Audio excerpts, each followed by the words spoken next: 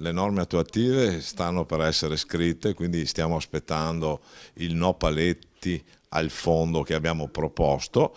Ecco, facciamo un appello di fare la preadesione perché bisogna fare l'insinuazione del passivo, bisogna farla entro il 23 aprile e tutti i risparmiatori devono fare la preadesione perché è l'unica ancora di salvezza per essere rimborsati. Nel domani non v'è certezza, ci mancava solo il trasferimento del processo Veneto Banca da Roma a Treviso per cominciare a pensare male, cioè che la prescrizione dei reati contestati ai pochi potenti incomba sulle spalle dei molti cittadini e imprenditori sbancati dalle banche venete.